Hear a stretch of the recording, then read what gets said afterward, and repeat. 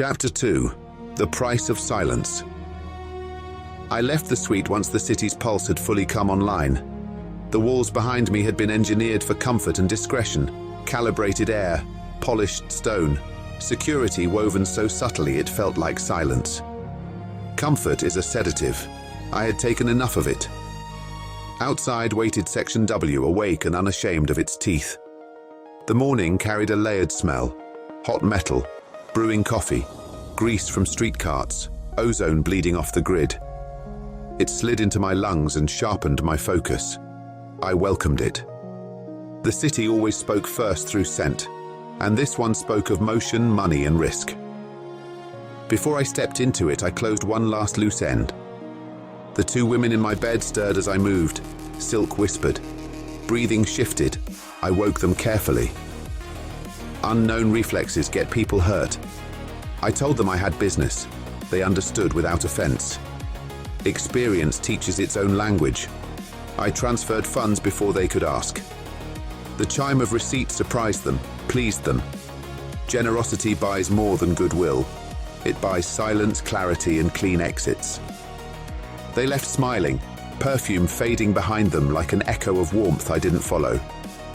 Alone again, I stood at the window and mapped the city with my eyes. Towers stitched together by transit lines. People like data points in motion. Somewhere in that geometry were the professionals I needed. People whose competence could decide whether future plans survived first contact with reality. I dressed to disappear. Quality without flash, confidence without challenge. Then I moved. The hotel emptied me into the street, and the crowd absorbed me without comment. My enhancements filtered noise into meaning. I tasted the air, tracked motion, flagged anomalies. Enhanced pheromones brushed past me, others like me or close enough. Section W tolerated difference as long as difference paid. I stopped first for coffee, more out of habit than hope. The place was functional, forgettable, loud enough to hide a private thought. I chose a corner with exits and sightlines and let the symbiote open my overlays. Data scrolled without blinding me. Faces cross-referenced. Names floated and dissolved. I ate a bagel that deserved a different name and drank coffee that had never known excellence. Fuel was fuel. My mind did the real work. Mercenaries are a spectrum. Some are professionals who miss structure. Some are criminals laundering violence into legitimacy. I filtered for consistency, for people who survived multiple high-risk contracts without burning bridges behind them. Talent is common. Reliability is rare.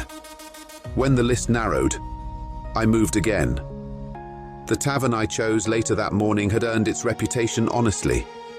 Reinforced walls. Lighting designed for negotiation, not romance. Air that smelled of alcohol, food, and old violence. I took a seat that let me watch everyone without being watched in return. I ordered Irish tea. The right choice matters in places like this. It says, you belong. I paid far more than necessary. Money is a language bartenders speak fluently. Information followed without me needing to ask too hard. Names matched my data. Reputations aligned. Confirmation is a form of trust. Then one name surfaced differently.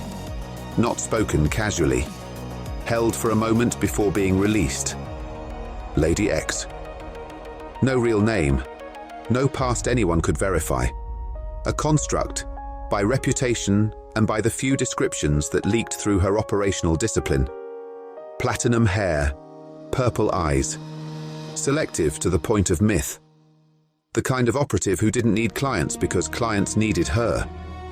She lived west, supposedly, or hid there. Same thing in practice. I left with more information than I'd arrived with and no illusions about the work ahead. You don't recruit someone like that quickly. You earn proximity first. Then you earn a conversation. Then maybe you earn consideration. Days passed, I adjusted. Daytime yielded nothing. Night offered better texture but no target. I became a fixture without becoming visible. When trouble tested me, I ended it efficiently and without spectacle. Reputation spreads even when you don't advertise. The Western District changed after dark. Conversations grew quieter. Looks lasted longer. Violence stayed leashed but restless. These were my people, or close enough. The breakthrough came in daylight. The place looked wrong from the outside. Peeling paint. Windows clouded by age. The kind of diner people overlook because it doesn't bother asking to be noticed. I went in anyway. Thoroughness is cheaper than regret. Inside was honest wear, not neglect. Boots had scuffed the floor for years. The air was thick with food done properly. I ordered breakfast and meant it. The meal was excellent. That told me everything I needed to know about the clientele. She walked in while I was halfway through my coffee. I knew before I identified her. Some awareness operates beneath conscious thought. She wore dark glasses, but that was theatre. Constructs weren't rare here. Her hair was cut for function. Her body moved like a weapon at rest. She chose the corner. Wall to her back. Exits mapped. Room owned without announcement. Our eyes met briefly. Assessment passed between us like static. Then she dismissed me. Good. I finished eating and ordered coffee for her table. A test. Nothing more. When it arrived, she looked at me fully for the first time. I lifted my cup. Professional. Neutral. Her frown answered me. She didn't touch the drink. Better. Caution like that keeps people alive. It's also why they're worth the effort. Subtlety had reached its limit. I stood, adjusted my posture to non-threatening, and walked toward her table with nothing in my hands but intent.